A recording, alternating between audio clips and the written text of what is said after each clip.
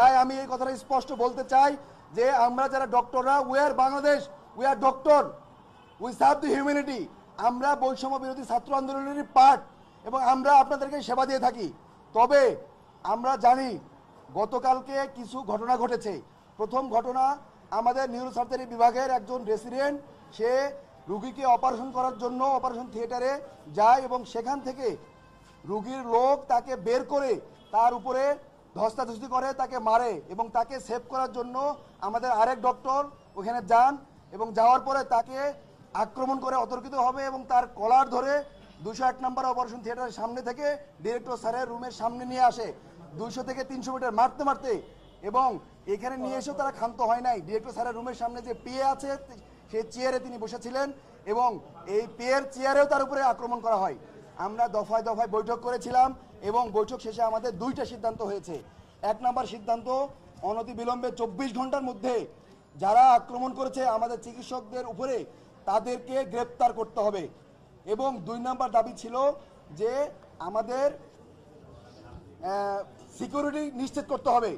আমরা যারা emergency service দেই, আপনারা দেখেছেন যে যারা ইমার্জেন্সি কমপ্লেক্সে থাকেন কত রোগীর লোড থাকে, এবং ইমার্জেন্সি সার্ভিস দেওয়ার জন্য আমাদেরকে যথেষ্ট পরিমাণ আর্মি, পুলিশ এবং অন্যান্য ফোর্স এখানে থাকবে এবং সশরীরে উপস্থিত থাকবে উইথ আর্ম। কিন্তু আমাদের প্রশাসন সেটা করতে ব্যর্থ হয়েছেন। আমাদেরকে আশ্বস্ত করার পরেও আমরা দেখেছি আরও কালকে রাতে 2টা বিচ্ছিন্ন ঘটনা ঘটে। আর একটা ঘটনা হচ্ছে, একটা রুগীকে তারা বাইরে আক্রমণ করেছিল এক গ্রুপ। ওই গ্রুপ সেবা নেওয়ার জন্য ঢাকা মেডিকেল কলেজে এসেছিল ইমার্জেন্সি রুমে, এবং তার যে অপোনেন্ট গ্রুপ ছিল সে ঢাকা মেডিকেল কলেজে ইমার্জেন্সি কমপ্লেক্সের ভিতরে ঢুকে চাপাতি দিয়ে কূপে তার হত্যা নিশ্চিত করে এখান থেকে চলে গিয়েছে। তাহলে আমরা দেখতে চাই যে এখানে রুগীও সেফ না। আপনারা কোথায় সেবা নিতে আসছেন? এখানে রুগীও সেফ না। আরেকটি কথা বলতে চাই, পরে আরেকটা ঘটনা ঘটেছে।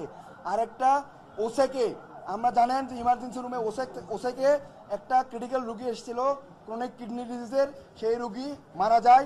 মারা যাওয়ার পরে এই রুগী মারা যাওয়ার পরে আমার ডক্টর, ইমার্জেন্সি মেডিকেল অফিসার এবং অন্যান্য ডক্টরের উপরে হামলা হয় এবং ইমার্জেন্সি কমপ্লেক্স ওসেক ভাঙচুর করা হয়। তাই আমরা দেখতে পাই যে এখানে ডক্টর, রুগী কেউই নিরাপদ না। আমরা কালকে ডিরেক্টর স্যারের অনুমতিতে আশ্বাসে কালকে রাত 11টা বাজে আবার কর্মক্ষেত্রে ফিরে যাই। আমরা সকাল 8টা পর্যন্ত ইমার্জেন্সি সার্ভিস দিয়েছি, সারা রাত ধরে অপারেশন করেছি, আমরা হাসপাতালে ছিলাম, আমরা দেখেছি, রুগীকে সেবা দিয়েছি। স্যারের কথায় আশ্বস্ত হয়ে যেহেতু আমরা কাজ করেছি, কিন্তু আমরা কোনো সিকিউরিটি ফোর্স এখানে ভিতরে দেখি নাই। সিকিউরিটি ফোর্স তারা বাইরে ছিল, কিন্তু ইমার্জেন্সি কমপ্লেক্সের সামনে সশরীরে উইথ উইপন্স থাকার কথা ছিল, আমরা সেটা দেখি নাই। তাই আমরা বাধ্য হয়ে নিজের সিকিউরিটির জন্য আমরা আজকে থেকে কর্মবিরতিতে যাচ্ছি। আমরা 2টা থেকে প্রোগ্রাম রেখেছি বাগানঘাটে। আপনাদেরকে অনুরোধ করব আপনারা সবাই থাকবেন এবং আমাদের দাবি দেওয়া সহ আমরা আপনাদের কাছে আবার ব্রিফ করব।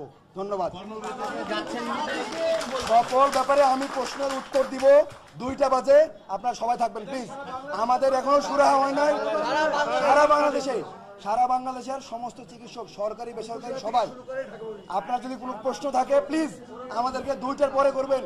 আমাদের সমস্ত ডক্টররা জমায়েত হবে 2টা বাজে এবং তারা থাকবেন ঢাকা মেডিকেল কলেজ বাগানঘাটে। 2টা বাজে আমরা আপনাদের কাছে আবার প্রেস ব্রিফিং করবো, আপনাদের প্রশ্নের উত্তর শুনবো এবং উত্তর দিব। ধন্যবাদ।